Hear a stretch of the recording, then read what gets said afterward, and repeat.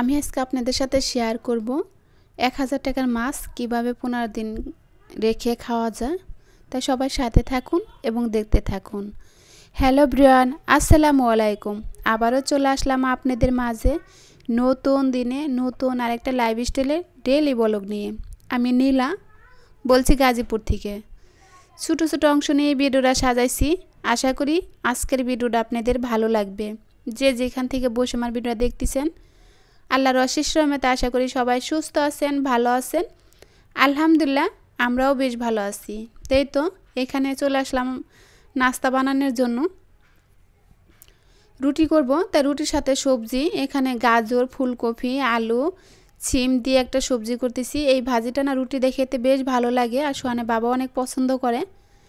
আর গ্যাসের তো কী অবস্থা দেখতেই পেয়েছেন। আর আমার বাসায় কিন্তু ম্যাচ নাই, এক পাশে চুলা থেকে আমি কাটি দিয়ে এই পাশে চুলাটা ধরিয়ে নিয়েছি।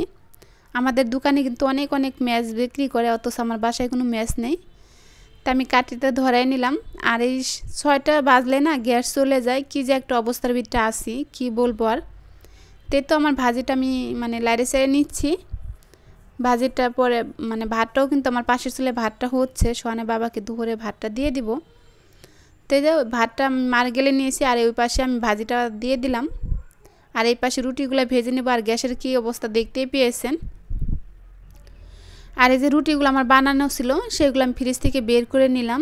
এখানে বেশ কিছু অনেকগুলো রুটি বানানো আছে, এখান থেকে কিন্তু আমি রুটি আরও সেকে খেয়েছি। তারপরে যে আজকে বের করে নিলাম। আর আমার ঘরে রুটি থাকলে না আমার বাচ্চারা দুপুর নাই সকাল নাই বলে, আম্মু ভাত খেতে ইচ্ছা না করলে বলে যে আমাকে 2টা রুটি ভেজে দাও।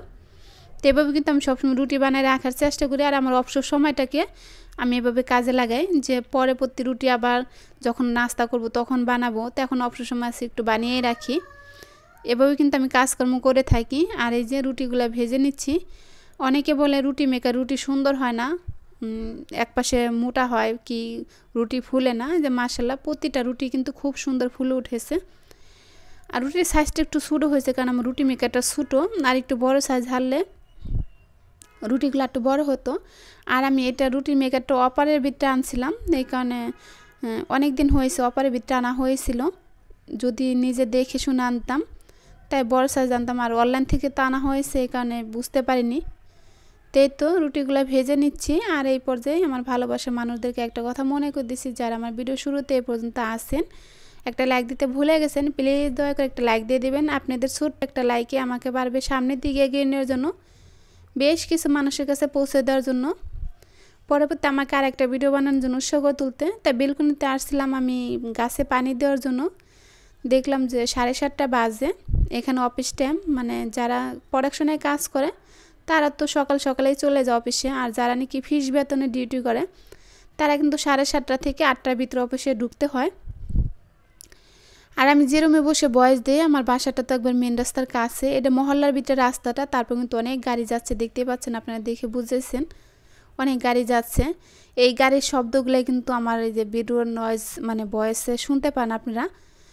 তাই এই যে অফিসে মানুষ চলে গেল। আর এখানে যে ভিডিও শুরুতে যে বলছিলাম যে আজকে আমি 1000 টাকার ভিতরে 15 দিনের মাছ কেনাকাটা করব, সেটা কিভাবে রেখে খাওয়া যায়।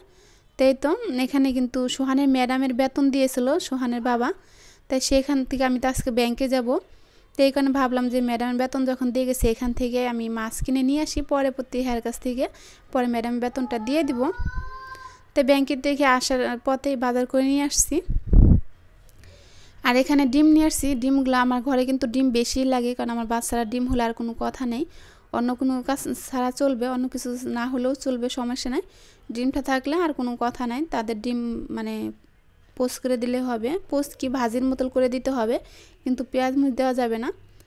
তাই তো আমার ছোটো ছেলেটা ওইভাবে খেতে চায় না, ছোটো ছেলেটা ভাজি করে দিলে বেশি পছন্দ করে, কিন্তু বড় ছেলে সেটা খায় না, দুইজনে দুই প্রকারের। আর এই যে এখানে মাছ নিয়ে আসছি 15 দিন। যে মাছগুলো আনছি 15 দিনে বেশি আমার চলে যাবে, তাই আমি 15 দিনের কথাই বলছি, যে 1000 টাকার মাছ আমি 15 দিনই খাবো।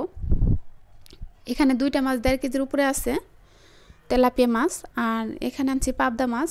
তেলাপিয়া মাছটা সোহানের বাবা খাবে না, বাচ্চারা খাবে, ওদেরকে একটু ভুনা করে দেবো, ওরা খাবে। আর এখানে পাবদা মাছ আনছি 1 কেজি। আর এখানে চিংড়ি মাছ আনছি 1 কেজি। চিংড়ি মাছটা সোহানে খাবে না, শানে 1 পিস 2 পিস খাবে, শানও আর সোহানে খাবে না। তাই আমার কিন্তু এই মাছগুলো অনায়াসে 15 দিনের বেশি যাবে, তাই আমি 15 দিনের কথাই বলছি। আমরা যদি গৃহিণীরা যদি একটু বুদ্ধি ব্রেন খাটিয়ে চলি, তাই কিন্তু নিজের একটা মানে এই সংসার থেকে কিছু কিছু টাকা বাঁচিয়ে নিজের জন্য কিছু করা যাবে। নিজের জন্য কি মনে করেন যে আমার একটা স্বপ্ন জাগছে, একটা ইচ্ছা জাগছে, হাজব্যান্ডের কাছ থেকে টাকা নিতে হবে। তো এই যে সংসার বাজারের থেকে 50 টাকা 100 টাকা 200 টাকা এভাবে রাখেই কিন্তু নিজের একটা শখ ইচ্ছা পূরণ করা যায়। আমি যেটা করে থাকি সেটা আপনাদের সাথে শেয়ার করলাম। আসলে যে বেশি খেলেও যে মানে সব কিছু ধ্বংস হয়ে যাবে তা না, আবার না খেয়ে যে অনেক বড়লোক হয়ে যাবে সেটাও না। কারণ কি যদি মানে নিজেরা একটু হিসাব করে বুদ্ধি খাটিয়ে চলি, তাই কিন্তু সম্ভব নিজের সংসারে একটা স্বপ্ন, একটা ইচ্ছা, নিজের একটা চাহিদা পূরণ করা যাবে। অনেকে আছে হাজব্যান্ডের কাছে টাকা চাইলে দিতে চায় না। বিশেষ করে আমি আমার হাজব্যান্ডের কাছ থেকে বলি, কারণ আমার হাজব্যান্ডের ছোটোখাটো একটা বিজনেস আছে। আমি চাই না সবসময় তার কাছ থেকে টাকা পয়সা নিয়ে তাকে মানে বিরক্ত করি, তাকে তার আমার প্রতি একটু রাগ হোক, সেটা আমি চাই না কখনোই। আমার বুদ্ধি খাটিয়ে আমি কিন্তু চলার চেষ্টা করি। তাই তো আমি যখন বয়স দিয়েছিলাম মানে আসরের আজান হচ্ছিল, হয়তো আপনারা ভিডিওতে পেতে পারেন, পেলে অবশ্যই ক্ষমা দৃষ্টিতে দেখবেন। আর এখানে আনছিলাম আমি ধনের পাতা, সেইগুলো মাছটা কেটে রেখে দিয়েছি। তারপর আমি ফ্রেশ হয়ে তারপর কিন্তু ধনে পাতাগুলো বেছে নিচ্ছি।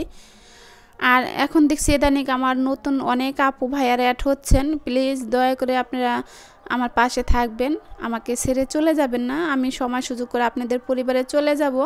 আর বিশেষ করে আমার যে আপু দিদিরা ভাইয়ারা শর্ট ভিডিও বানাচ্ছেন, আমি শর্টে তাদেরকে তাদের পরিবারে যাচ্ছি, অথচ আমি শর্ট ভিডিওতে কোনো কমেন্ট করতে পারতেছি না।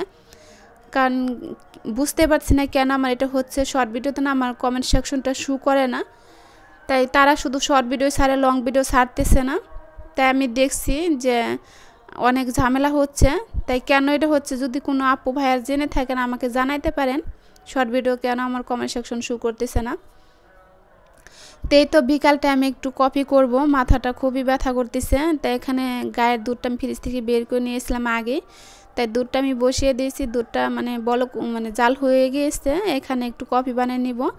তো এখানে তো সুহানা খাবে না, শুধু শান আর আমি খাবো। আমার মানে ছোটো ছেলে ও যা মন চায়, যেটা মন চায় সেটাই খায়, কিন্তু আমার বড় ছেলেটা অনেক বেছে বেছে খায়।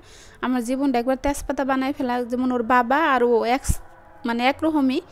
তো এখানে তো আমি এখানে গুঁড়া দুধ দিয়েছি, সামান্য চিনি দিয়েছি, অল্পই চিনি দিয়েছি। আর এই যে দুধটা জাল হয়ে গেছে, গায়ের দুধ দেয় না, সাথে গুঁড়া দুধ দেয় কফি বানালে, চা বানালে, দুধ চা অনেক টেস্ট হয় খেতে। আমি তো চা লাভার না, তারপর আজকে মাথাটা অনেক ব্যথা করতেছে।